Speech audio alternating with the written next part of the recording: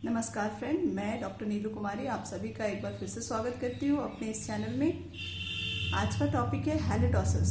तो हम लोग हैलिटोसिस के बारे में आज क्या क्या जानेंगे, एक ये कैसे होता है और इसका ट्रीटमेंट क्या है और हम इससे कैसे बच सकते हैं।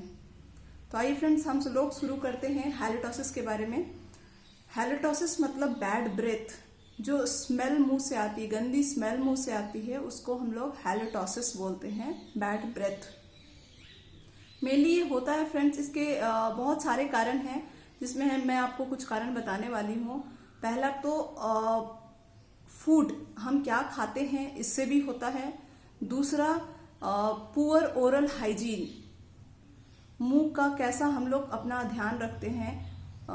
तीसरा होता है कोई ट्रीटमेंट, आप किस ट्रीटमेंट में हो या नहीं हो, किसी पर्टिकुलर दवाई से भी होती है। और चौथा हो गया कुछ मेडिकल कंडीशन, कुछ मेडिकल कंडीशन की वजह से भी आपका बैड ब्रेथ होता है, जिसको हैलिटोसिस बोलते हैं। तो मोस्ट कॉमन है फ्रेंड्स इसमें ओरल का bad oral hygiene. Bad oral hygiene के जो है सबसे मेन कारण है इस हैलिटोसिस बैड ब्रेथ का। तो हम लोग अभी बात करेंगे कि हाइजीन, जो ओरल हाइजीन है वो कैसे सही रखें, वो हम लोग अभी लेटर बात करेंगे। फूड के बारे में मैं बताना चाहूंगी आपको कि क्या क्या ऐसा फूड है जो बैड ब्रेथ जिससे होता है। तो जो हम इंडियन ज्यादा खाते हैं, पहला तो प्याज, लहसुन। ड्रिंक में हो गया आपका कॉफी, अल्कोहल और स्मोकिंग भी एक बहुत बड़ा कारण है। स्मोकिंग से ना ही केवल बैड ब्रेथ होता है, वो दांत में स्टेन भी लगाता है और टेस्ट सेंसेशन, जो हमारा मुंह का स्वाद है, उसको भी कम कर देता है।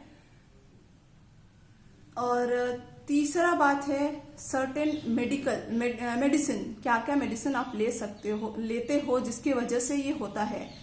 तो पहला है जो नाइट्रेट्स होता है, जो हार्ट की बीमारी में, एंजाइना में, चेस्ट पेन में यूज होता है। अगर कोई पेशेंट नाइट्रेट पे है तो उसको बैड ब्रेथ हो सकता है। फिर कोई पेशेंट अगर कीमोथेरेपी के मेडिकेशन पे है तो उसको भी बैड ब्रेथ हो सकता है। फिर ट्रैंक्विलाइजर्स, ये 3-4 ऐसे ड्रग्स हैं जो ले रहा हो इंसान, उसको बैड ब्रेथ होगा। चौथा हम लोग बात करेंगे मेडिकल कंडीशंस, जैसे ड्राई माउथ जो होता है, उसकी वजह से भी फाउल बैड ब्रेथ आता है।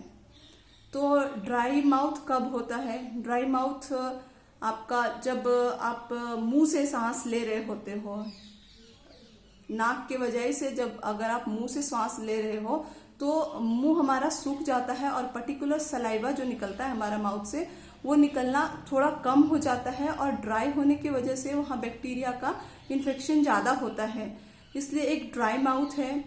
फिर जो हमारा पेट का गैस्ट्रोइंटेस्टाइनल जो सिस्टम होता है, जीआई सिस्टम है, वहाँ के लाइनिंग में अगर बैक्टीरियल इन्फेक्शन होगा, एच पाइलोरी इन्फेक्शन होगा, तब भी हमारा बैड ब्रेथ हो सकता है।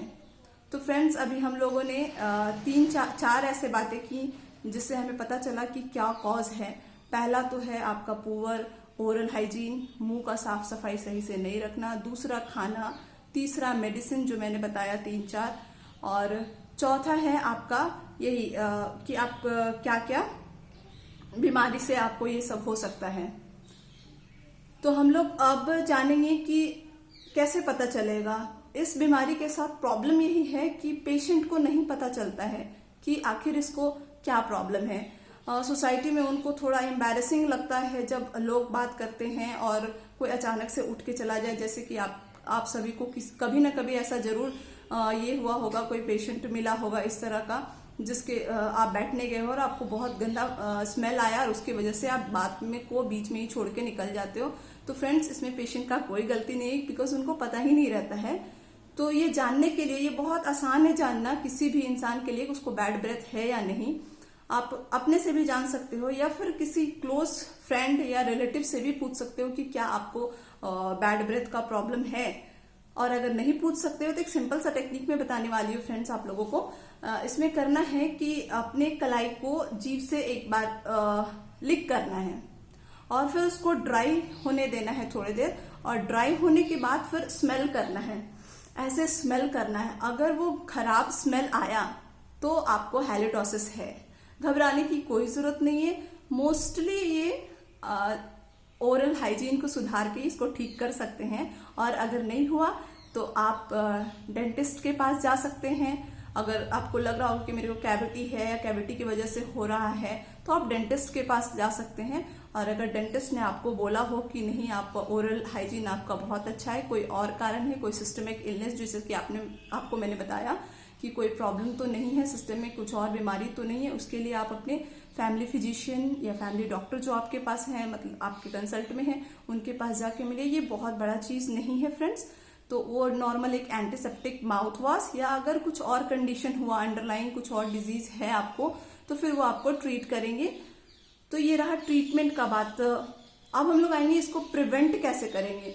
प्रिवेंट आसानी से कर सकते हैं ओरल हाइजीन को सही रख के, हमेशा अच्छे से ब्रशिंग करके, ट्वाइस अ डे ब्रशिंग करके। आप जब भी कुछ ऐसा खाना खा रहे हो तो माउथ गार्गल प्रॉपरली करना, और अवॉइड करना कैफीन, कॉफी को अवॉइड करना, अल्कोहल अवॉइड करना, प्याज, कच्चा प्याज को अवॉइड करना, और लहसुन का भी आप कम से कम सेवन करेंगे तो भी, अगर आपको फाउल ब्रेथ हो रहा है तो।